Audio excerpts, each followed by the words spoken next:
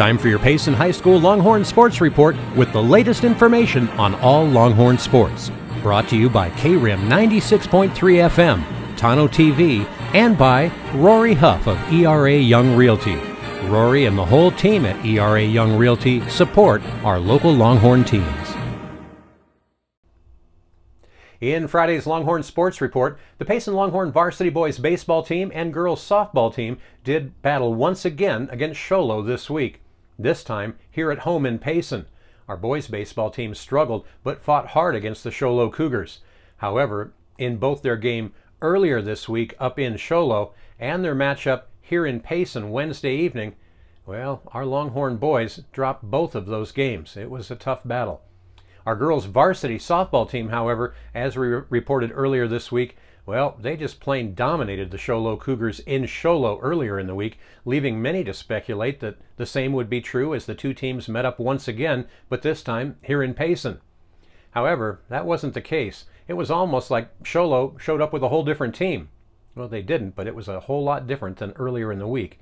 Now, it was a tough game and not nearly the high-scoring slugfest that the Lady Longhorns dealt to the Show Low Cougars just a few days earlier. In fact, this even got a little ugly at times, but what wasn't ugly was the superior performance from the Lady Longhorns. In the fifth inning, the Horns pulled off a stellar double play when the Cougars, well, they hit a grounder to our third baseman, who quickly glanced back at the runner on third base, freezing her there for a moment, and then threw the ball to first base, getting out the runner there, and then was quickly thrown to the catcher as the runner who had been on third base decided to make a run for it. A beautiful but difficult double play. Well, the Lady Longhorns at that point still found themselves down with a score of 4-2 with Show Low on top. Never letting up for a minute, however, by the seventh inning, Payson had tied the score 4 each. And in the last play of the game, it was a great one. With the score tied and the bases loaded, Rain Romero stepped up to the plate for the Lady Longhorns, and that's when things got real interesting. She hit a great second pitch hard to left field, where the fielder made a pretty impressive diving catch for the ball. That made it 2 outs, and the left fielder then quickly threw the ball to third base, thinking that our runner had left third a little early before the ball was actually caught. However, the third base coach for the Longhorns, well, that coach timed the command to run perfectly, and our runner made it home safely, much to the angst of the Show Low Cougars and their coach.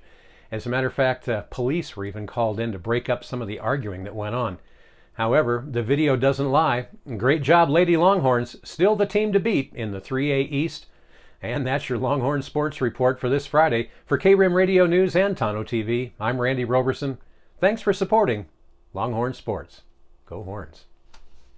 Rory Huff, Associate Broker with ERA Young Realty and Investment, has a proven history of successful real estate services right here in Rim Country.